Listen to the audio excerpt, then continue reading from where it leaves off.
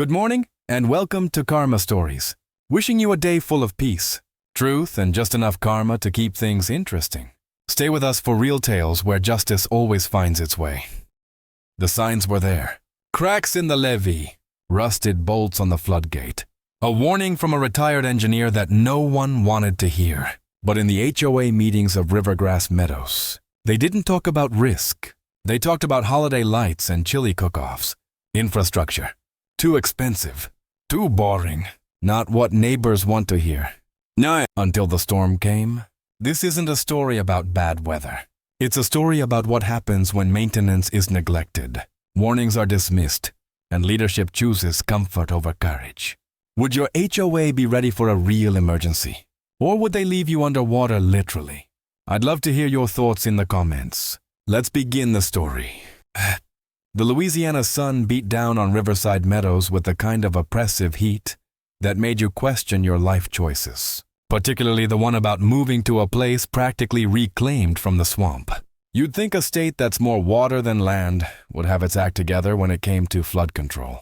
Apparently, the Riverside Meadows Homeowners Association, our esteemed local Politburo, didn't get that particular memo. Or maybe they just shredded it and used the confetti for their annual crawfish boil extravaganza.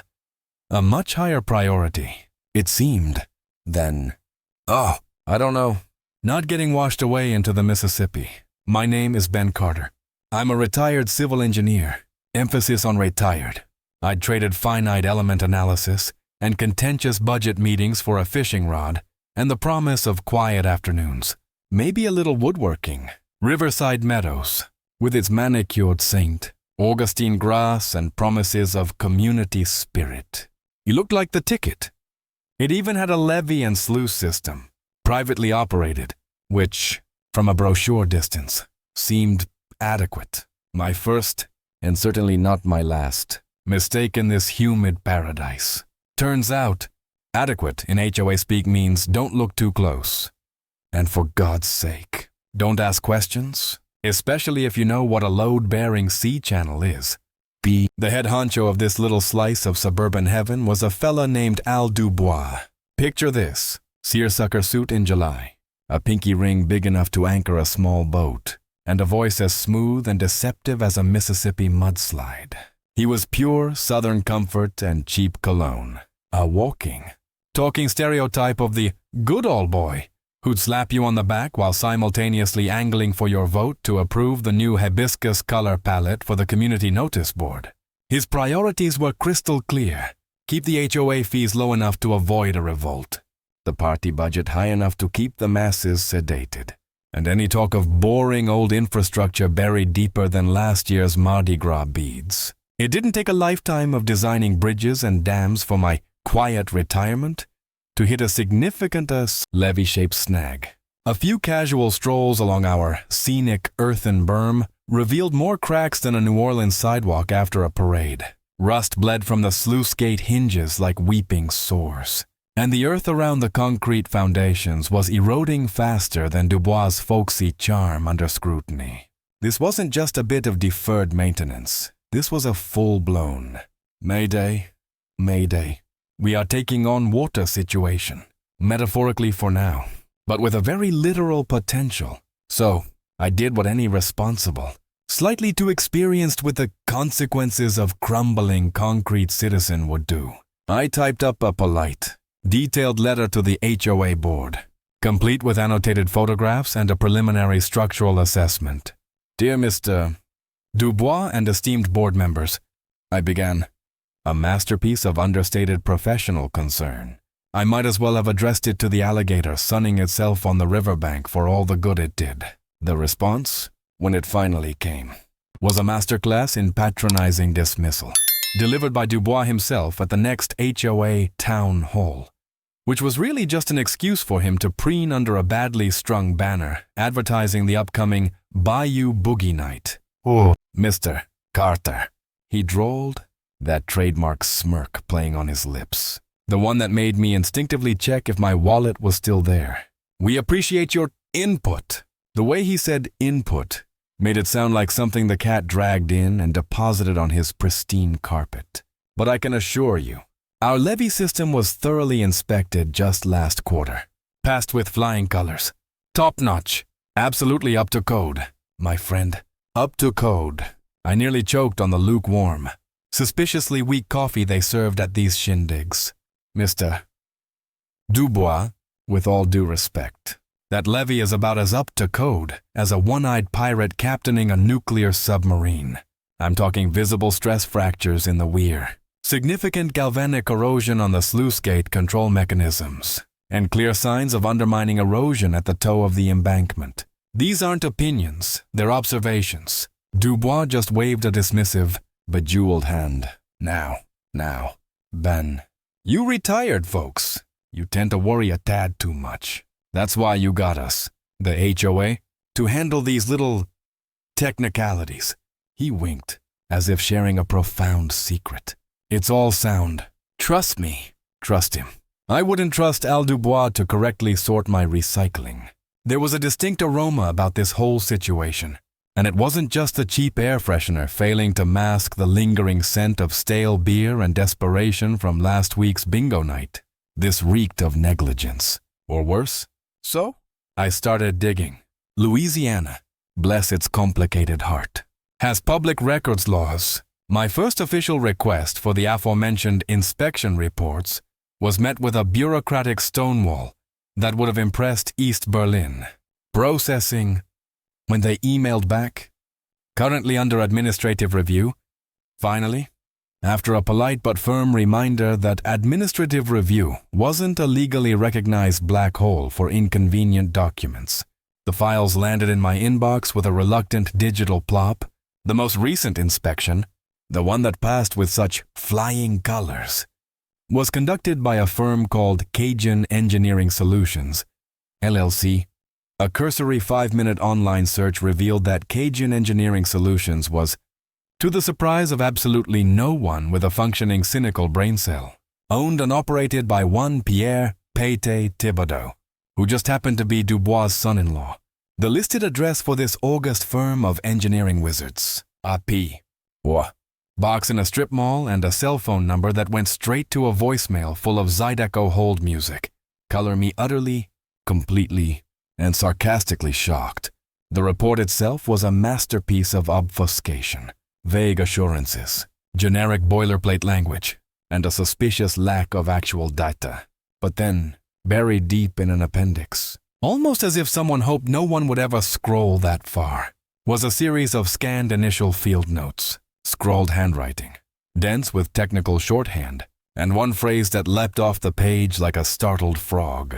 Recommend immediate Level 3 hazard mitigation actions. Urgent follow-up required. Level 3? In the sober world of infrastructure safety, that's just a notch below evacuate immediately. And don't look back. Yet, the final, glossy summary, typed up in a nice, friendly font, declared everything structurally sound and exhibiting normal operational stability. And it was like putting a fresh coat of paint on a termite-infested house and calling it renovated. My normally placid retired engineer blood pressure started doing the cha-cha. This wasn't just garden variety incompetence. This had the distinct odor of a deliberate, calculated cover-up.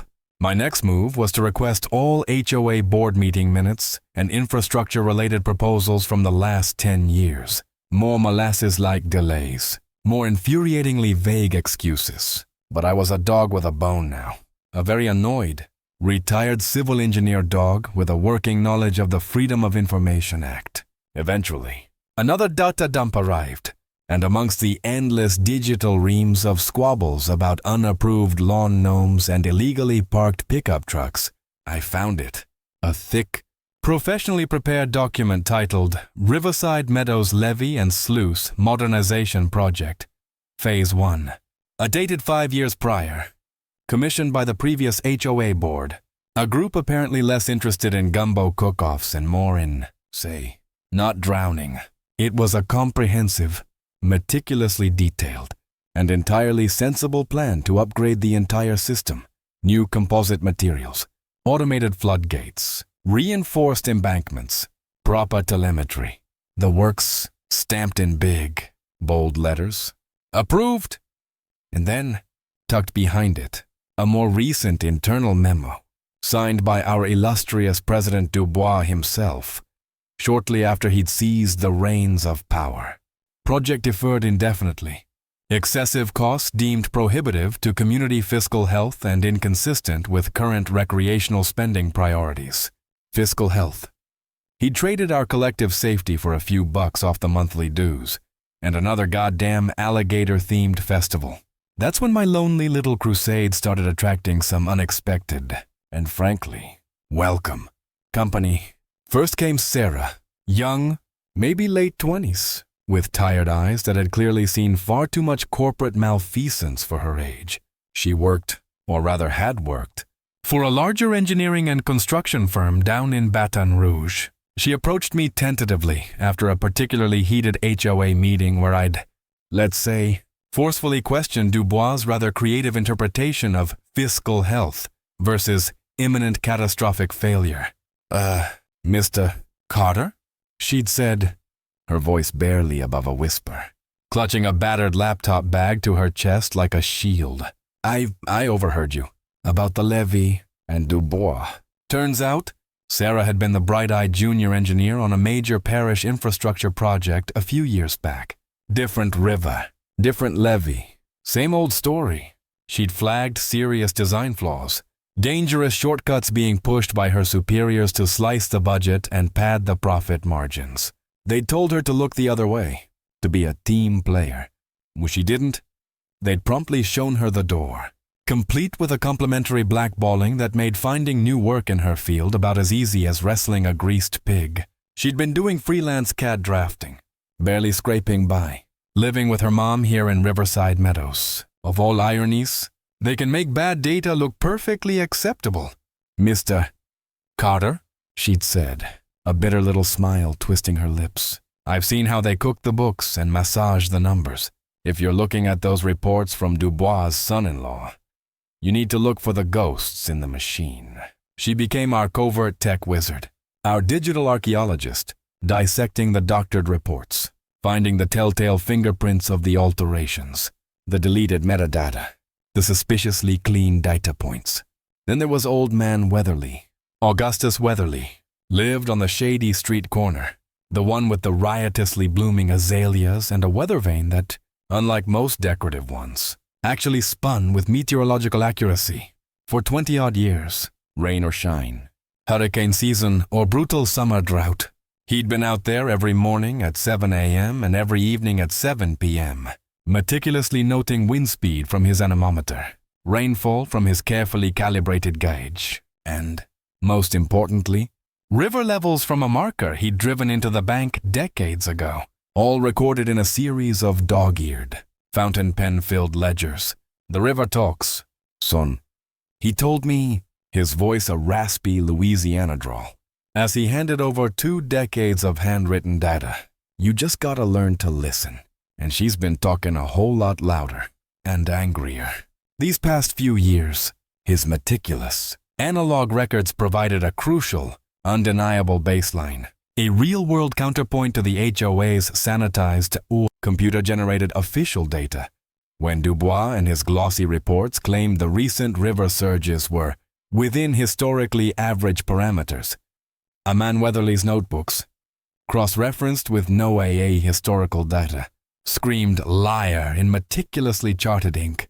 The final piece of our burgeoning resistance movement arrived not with a bang, but a whisper, or rather, the soft thud of a plain brown envelope slid under my front door one humid evening.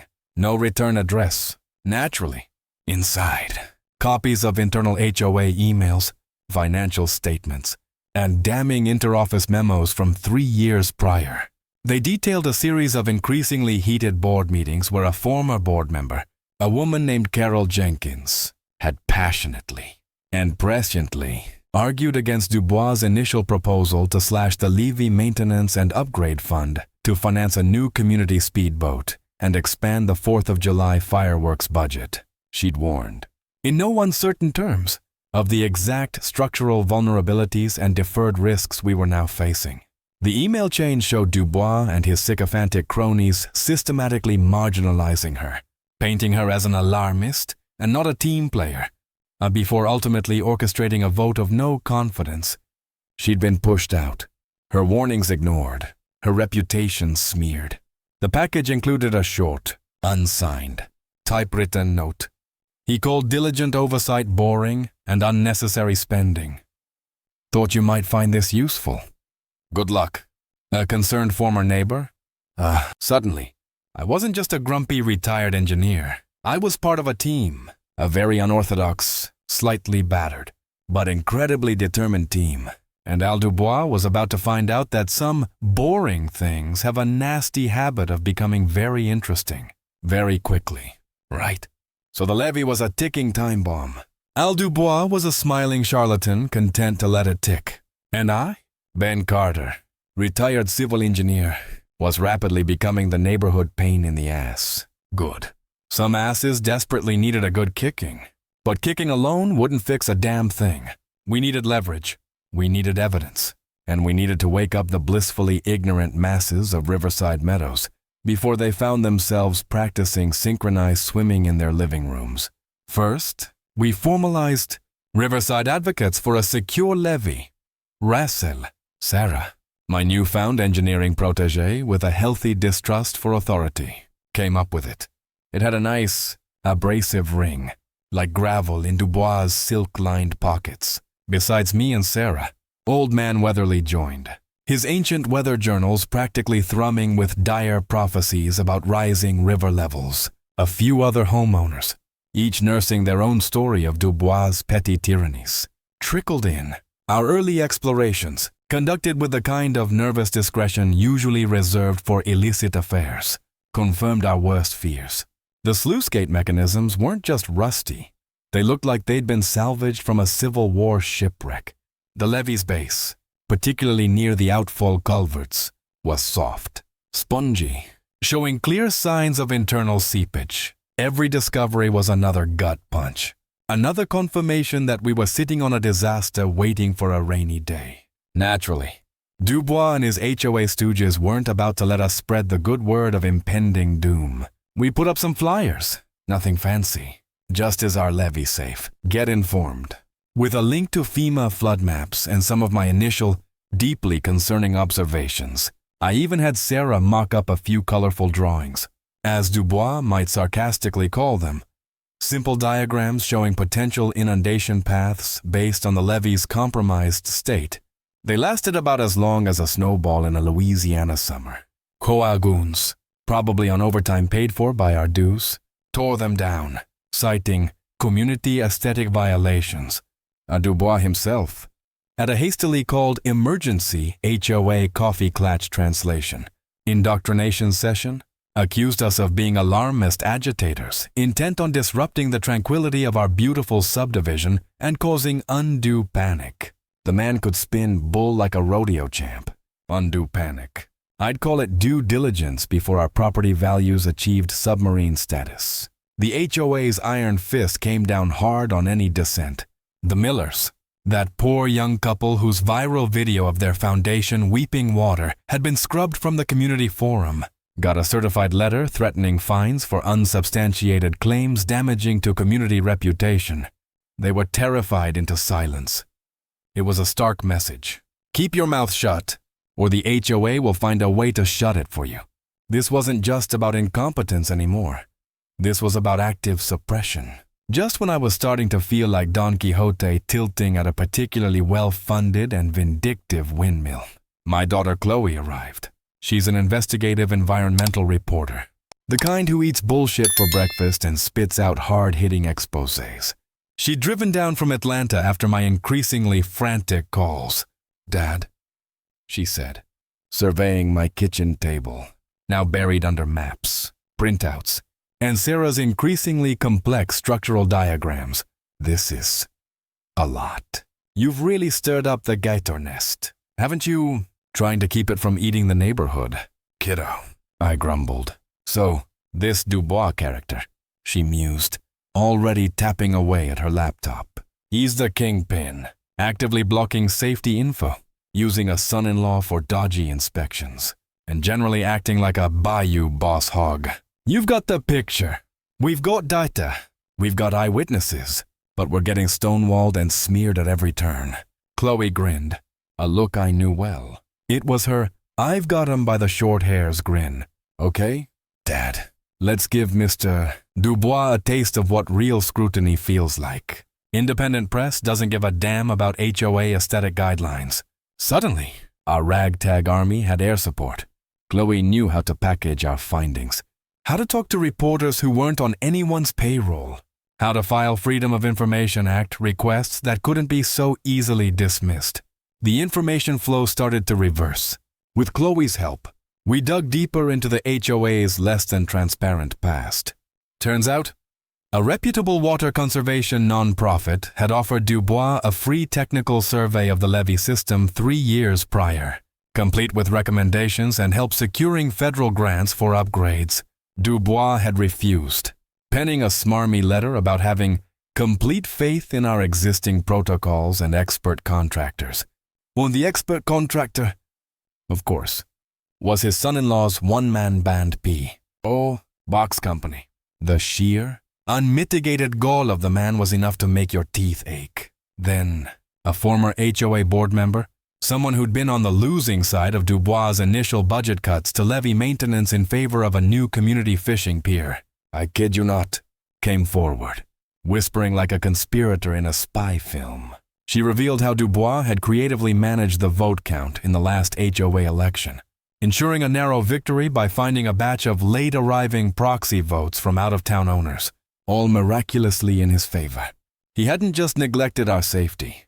He'd stolen his office to do it, all to keep things quiet and his festival budget intact. Armed with this growing mountain of malfeasance, Rasil formally requested access to the levee for a proper, independent inspection. The response from the HOA was a predictable masterpiece of bureaucratic obstruction. Due to significant insurance liabilities and existing safety protocols, access to critical infrastructure by non-contracted personnel is strictly prohibited. Insurance constraints. I fumed to Chloe and Sarah. The biggest liability this community has is Al Dubois breathing our air. But if they wouldn't let us through the front gate, we'd just have to find another way in. Or, rather, Sarah, bless her resourceful heart, knew someone with a high-end drone equipped with thermal and high-resolution imaging. I dusted off some old contacts and managed to borrow a sophisticated laser measuring device that could detect minute structural changes from a distance. Operation Eye in the Sky was a go. We might not have badges, but we had brains and a burning desire for truth. The footage was chilling.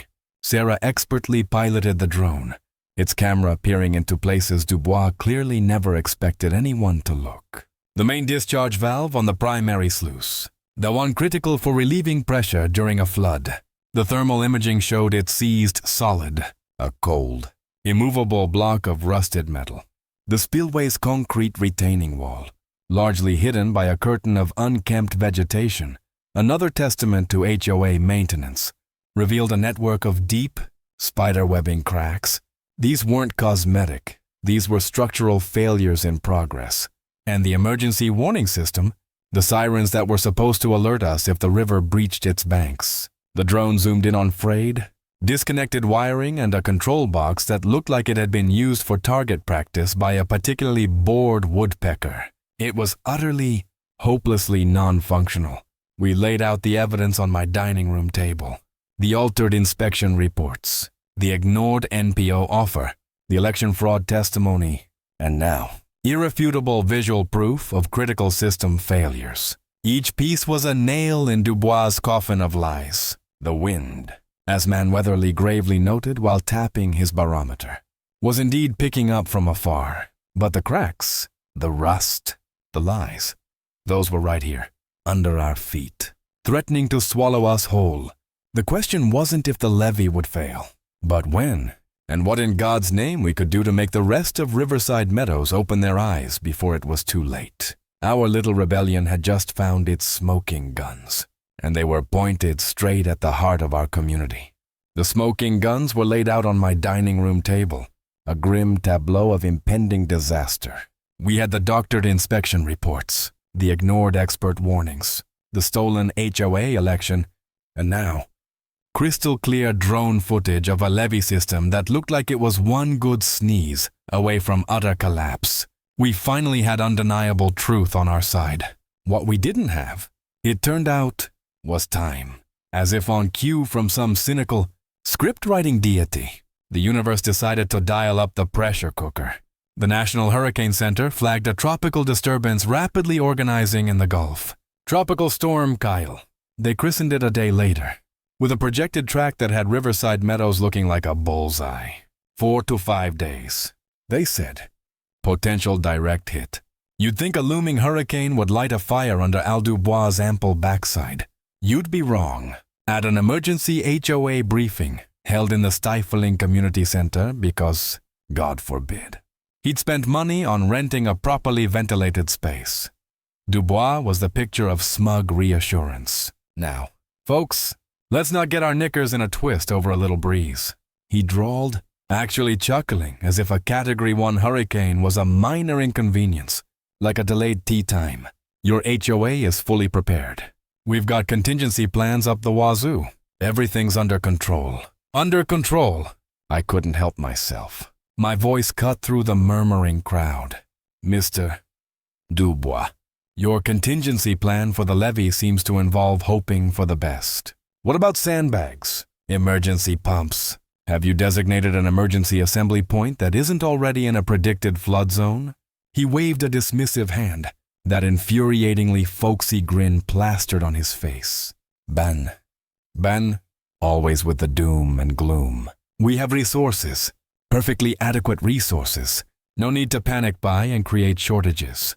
He refused point blank to authorize the purchase of sandbags or rent additional pumps, claiming it was an unnecessary expense for a minor weather event. He wouldn't even formally designate the school gymnasium as an emergency shelter, muttering something about liability issues. The man was going to get us all killed with his penny-pinching incompetence. While Dubois was busy perfecting his Nero impersonation, Rassel went into overdrive. If the HOA wouldn't protect us, we'd damn well do it ourselves. Sarah, using her GIS skills, overlaid the latest storm surge projections onto detailed topographical maps of Riverside Meadows, creating stark, terrifyingly clear flood risk maps that showed exactly which areas were likely to go underwater first and deepest. We set up a makeshift emergency information station in my garage. Whiteboard with updates. Printouts of evacuation routes, the ones we researched, not the HOA's non-existent ones, and a battery-operated radio tuned to NOAA. Chloe, tapping into her journalism network, helped us set up a neighborhood-wide SMS alert system. Bypassing the HOA's useless email list, we were building a grassroots emergency response network out of sheer necessity. During one of our frantic planning sessions, Maria Sanchez, a quiet woman who lived in the older, less affluent section of Riverside Meadows down near a notoriously weak stretch of the levee, brought up something that made my blood boil. Mr. Carter, she said, her voice trembling slightly. 3 years ago, after that near-miss flood, my husband and I, we begged the HOA to help us elevate our foundation, just by 2 feet, or at least reinforce the section of levee behind our homes. It's always been bad there. It breached a little back in '98. They had presented engineering quotes, pleaded at meetings. Dubois, newly elected then, had personally denied their request, citing aesthetic uniformity and claiming funds were needed for community-wide beautification projects, like new hibiscus bushes around the dam clubhouse. He said our concerns were localized and not representative of broader community needs. Maria whispered, tears welling.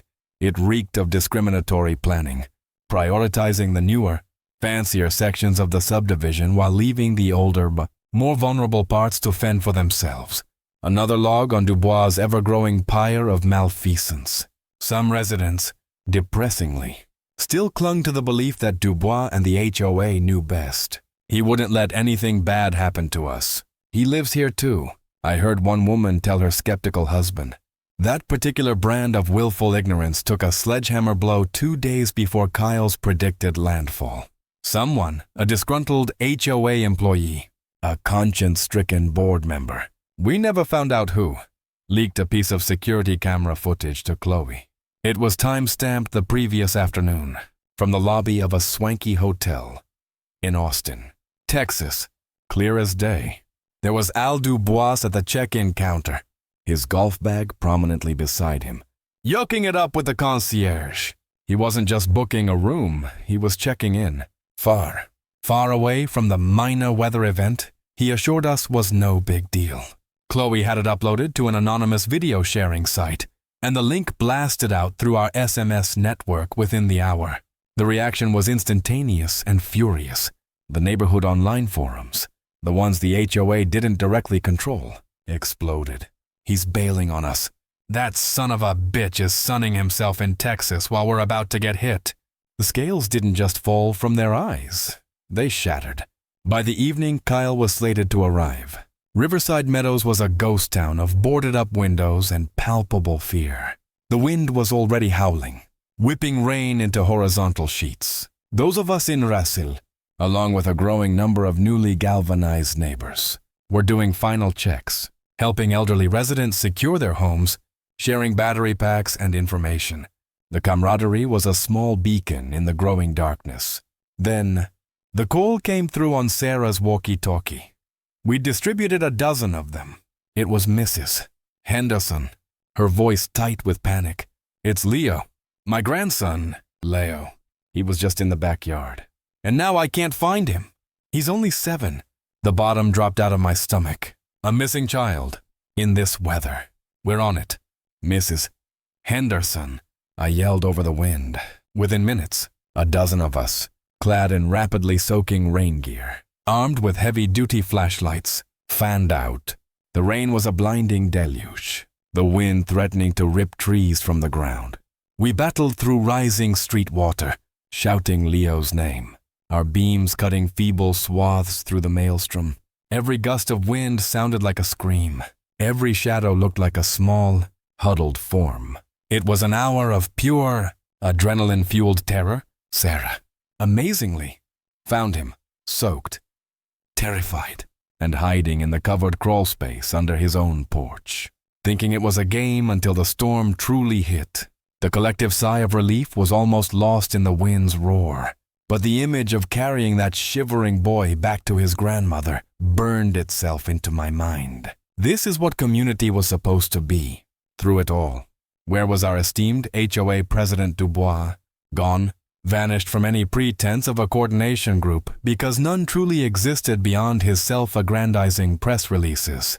We tried the official HOA emergency contact number, the one proudly displayed on their website. It rang, and then went to a generic voicemail that was, predictably, full. The sky hadn't even fully unleashed its fury. The levee hadn't yet breached, but Al Dubois and his entire rotten HOA apparatus had already drowned in their own deceit and incompetence. We were on our own, with a killer storm bearing down and a compromised levee standing between us and the raging river. The real fight for Riverside Meadows was just beginning. What did you think of today's story? If it made your day, drop a good in the comments. If it didn't hit the mark, just type 1. Got your own thoughts? I'd love to hear them below. And hey, don't forget to hit subscribe. It's free, and it really helps the channel grow. Thank you so much for being here. We were on our own. Al Dubois was probably channel surfing in his Austin hotel suite, debating whether the room service lobster bisque was up to snuff, while his perfectly adequate resources back in Riverside Meadows consisted of us, a handful of terrified but fiercely determined residents, and a levee system groaning under the full assault of what was now a Category 2 hurricane named Kyle. The Eastern Auxiliary Levee, the one near Maria Sanchez's neighborhood, the one Dubois' own son-in-law had certified as structurally sound and stable. I went first. It didn't just breach with a trickle, it bloody well vanished. One moment, a defined line of earth holding back the angry, swollen river, the next, a raging, churning brown torrent exploding into the lower fields and rapidly advancing on the homes there. We told them so. God damn it! We told them all. The disaster had a name, and it was previously warned. The rain was coming down in sheets so dense it felt like we were trying to breathe underwater. The wind howled like a banshee, ripping siding off houses and turning street signs into deadly projectiles, just as our drone footage had predicted, just as my engineering gut had screamed for months. The main northern sluice gate, the one rusted into an unholy union with its frame, was jammed shut. Instead of providing a controlled release for the engorged river, it acted like a massive, immovable plug. The water, furious and relentless, had to go somewhere. It chose the path of least resistance, straight back up the culverts, then blasting through the asphalt of Oak Lane, our main access road, turning it into a raging new tributary that carved its way directly towards the heart of the subdivision. The much-lauded retention pond. Dubois' pride and joy because it had swans, for Christ's sake, was now just an extension of the damn river, a swirling, debris-filled flood lake. A desperate call crackled over the walkie-talkie Sarah was manning from my garage. Our ad hoc command center? Ben, the Thompson house on Willow Creek, water's rising fast. They're in the basement? Can't get the door open. The Thompsons. Young family. 2 little kids. Their house was in a dip, right where the backflow from the jammed sluice was hitting hardest. On my way, I yelled, grabbing a heavy axe and a waterproof mag light. Old man Weatherly, looking grim but resolute, insisted on coming. No a shortcut through the backlots. Less water there. For now, we fought our way through knee-deep, then thigh-deep, rushing water. The scene at the Thompsons was chaos. Water was already halfway up the ground floor windows. Through a basement window, I could see terrified faces, water swirling around their ankles. The basement door, a solid oak thing, was swollen and jammed tight in its frame by the external water pressure. Stand back from the door, I roared, hoping they could hear me. 3 swings with the axe, the sound muffled by the storm, and the lock splintered. 2 more, and a panel cracked. I put my shoulder into it, Weatherly adding his surprising strength, and with a groan of tortured wood, it gave. Water surged out, nearly knocking us down. But then the Thompsons, husband, wife, 2 terrified, crying children, were scrambling out, soaked and shivering. We helped them wade to higher ground, towards a neighbor's 2-story house that was, for the moment, an island. My heart was hammering against my ribs, not just from exertion. This was what happened when warnings went unheeded. No sooner had we gotten them clear than another crisis erupted. Someone had managed to get one of the HOA's rarely used auxiliary water pumps going near the community clubhouse, trying to divert some of the localized flooding. But the extension cord was frayed, lying in a deepening puddle. Sparks flew. Get back. Electrical short. I hollered, pushing a couple of gawking teenagers away. The pump was still running, uselessly churning muddy water. But now it was a death trap. The main breaker for that circuit was underwater. I spotted a heavy, dry wooden plank nearby, using it like a massive, non-conductive pry bar, gritting my teeth against the jolts that still ran up my arms through the damp wood. I managed to lever the pump onto its side, dislodging the sparking cord from the water just as it shorted out with a violent crackle and a plume of acrid smoke. A sharp pain shot through my left forearm where a piece of flying debris from the pump's casing had struck me. Just a nasty gash, bleeding sluggishly. But it was another stark reminder. Every action had a consequence, especially when you were fighting a storm fueled by neglect. The smaller, internal bridge connecting the north and south sections of Rivergrass Meadows, a charming wooden archway that Dubois loved to feature in HOA promotional photos, was next to go with a sound like a gunshot. Its main support snapped, and it sagged, then collapsed into the torrent that had once been a decorative canal. The debris, a tangled mess of timber and railings, immediately started acting like a dam, diverting even more water into the already flooded South Loop. We gotta block that flow, or it'll take out those houses on Cypress, yelled a resident I vaguely recognized from one of the angry HOA meetings.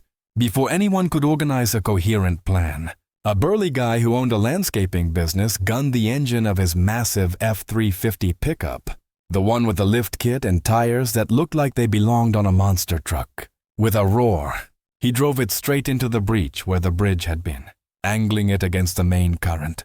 The truck shuddered, water piling up against its side. But it held, a stubborn, diesel-powered bulwark against the flood. It was insane, desperate, and brilliant. That was the story of those first few hours. Chaos, punctuated by moments of sheer, unadulterated terror and surprising ingenuity. Wrestle, which now felt less like an advocacy group and more like a battlefield command unit, did its best to coordinate. Chloe was a whirlwind, relaying information via SMS and social media for those who still had power and signal. Tracking distress calls, Sarah and I, along with a core group of volunteers, commandeered anything that floated. A couple of small fishing john boats, inflatable rafts, even a few sturdy kayaks, armed with axes to clear fallen trees, powerful flashlights, and first aid kits.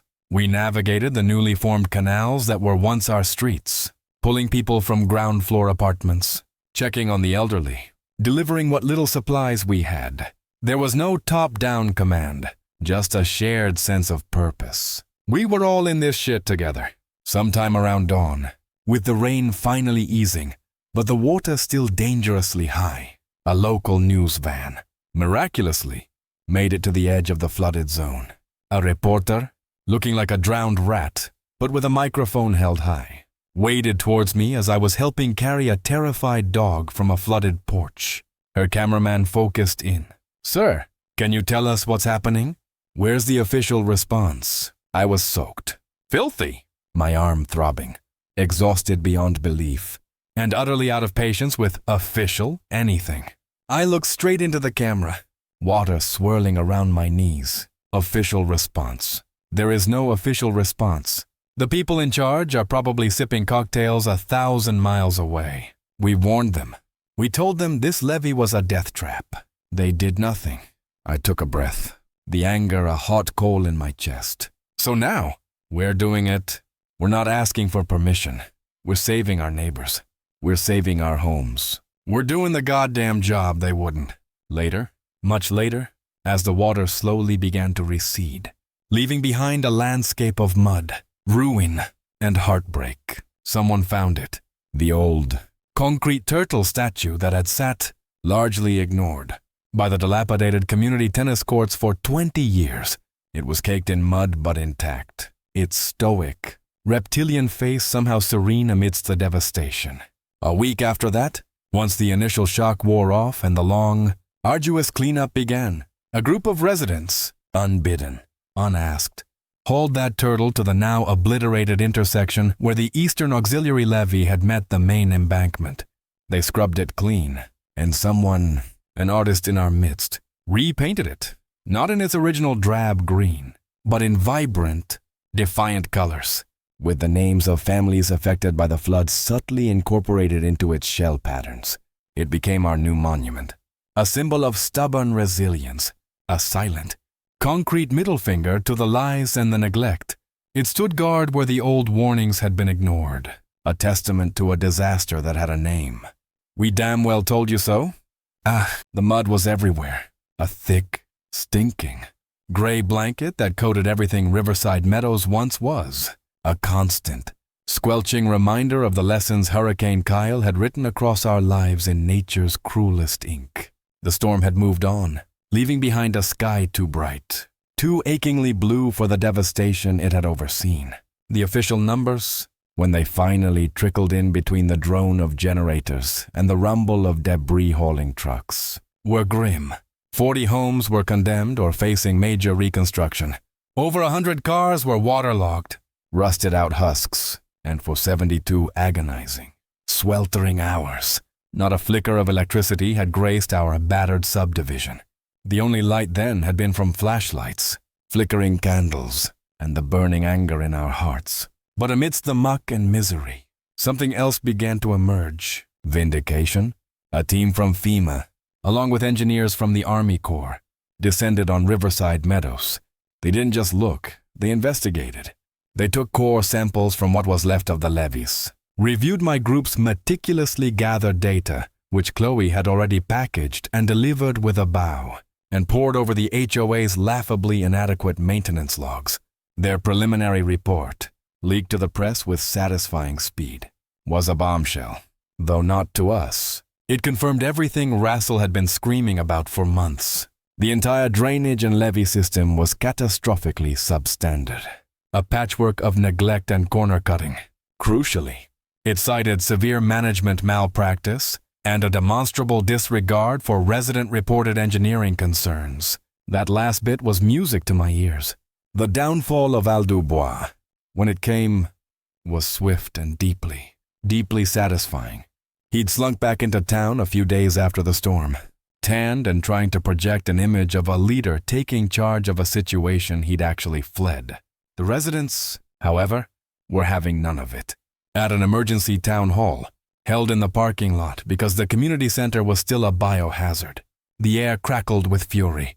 He tried his usual folksy charm, his voice oozing false sympathy. My friends, my neighbors, this was an unforeseeable tragedy, an act of God, act of fraud. You mean? Someone yelled from the back, and the dam of civility broke. The jeers, the accusations, the raw pain of people who'd lost everything while he was probably perfecting his golf swing. It washed over him in a furious wave.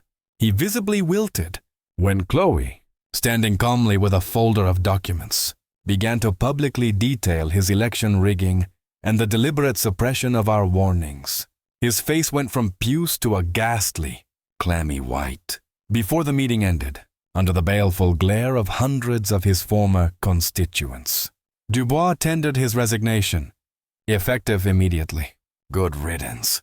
The State Attorney General's office announced a civil investigation into HOA budget mismanagement and potential fraud the very next day, spurred by our meticulously documented evidence of his son-in-law's bogus contracts and the missing funds earmarked for levee repair.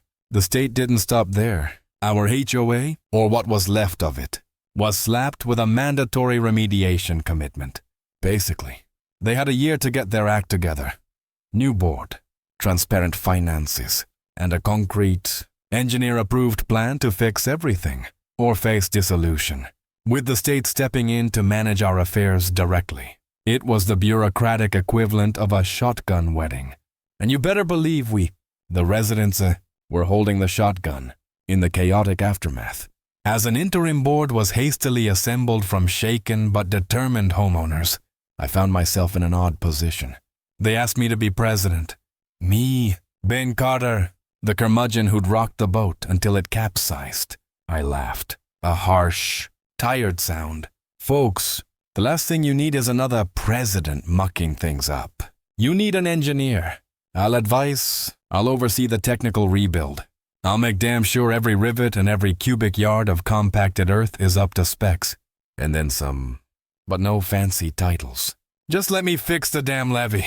They agreed, and for the first time in a long while, a sliver of something like hope began to penetrate the grimness. My only condition, the original engineering plans for the levee system, the ones drawn up 20 years ago by a reputable firm and then systematically ignored and defunded by Dubois and his predecessors, were to be the foundation of the rebuild. This time, the final approval signatures on those revised blueprints weren't just from county officials. They were from a committee of Rivergrass Meadows residents, our names a testament to a lesson learned in mud and sorrow. The ripples of what happened in Rivergrass Meadows spread further than we could have imagined. Young Timmy Henderson, Mrs. C. Henderson's grandson, whom we'd pulled from under that porch, apparently wrote his college application essay about it. His mom showed it to me. A lump forming in my throat. The title, The Day the Engineers Were Finally Heard. Some of the tech-savvy kids in the neighborhood, inspired by Sarah's drone work and our ad hoc SMS network, developed a slick little open-source app. It used publicly available sensor data and resident reports to monitor local water levels, drain conditions, and even HOA maintenance schedules in real time. Other HOAs, spooked by our story, started adopting it. Then came the podcast, a national outfit. One of those deep-dive investigative shows did a 6-part series on us, The drain that broke the HOA, a story of neglect, rebellion, and a rogue turtle. It was surreal hearing our struggles narrated by a smooth-voiced host, interspersed with interviews with me, Chloe, Sarah, and even old man Weatherly, who sounded like a damn sage. The podcast went viral. Suddenly, Riverside Meadows wasn't just a waterlogged suburb, it was a case study.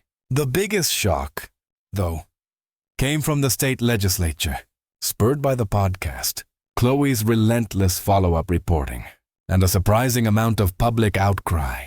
They fast-tracked a new piece of legislation. It was a simple bill, really making it a finable offense, with potential for criminal charges, for any HOA board in the state to willfully ignore or suppress certified engineering reports that warned of critical infrastructure failure or safety hazards. They called it the Community Safety and Accountability Act, the press. However, in a moment that made me both immensely proud and deeply uncomfortable, nicknamed it the Ben Carter Act. Me, a law. Who'd have thought, a year later, almost to the day Kyle hit, I stood on the newly completed levee. It wasn't just repaired, it was rebuilt, fortified, a solid, reassuring presence of compacted earth, reinforced concrete, and gleaming new sluice gates. The grass was green and neatly trimmed, not by some indifferent contractor, but by a volunteer resident crew. The infamous turtle statue, our colorful, defiant mascot, sat proudly at the junction of the three main levee sections, watching over us. A gentle rain began to fall, the kind that usually brought a familiar knot of anxiety to my stomach. But this time, as the drops pattered down on the crown of the levee, I watched them bead up and roll away harmlessly into the newly dredged drainage channels. I looked out over Riverside Meadows, at the houses with new roofs and fresh paint, at kids playing in yards that had once been under 4 feet of muddy water. The rain fell, and for the first time in a very long time, not a single drop of fear, not 1 ounce of that old, familiar dread seeped into my soul. The lessons had been written in mud, paid for in sorrow, but they had been learned, and this time, the engineers had been heard. When warnings are ignored and corners are cut, someone always pays the price, and it's rarely those in charge. Have you ever watched a disaster unfold in slow motion, knowing it could have been prevented? What would you have done if you saw the cracks forming and no one would listen? Drop your thoughts in the comments. I want to hear your take on this story. And if stories like this make you think, feel, or shout at the screen, hit that subscribe button. There's more where this came from.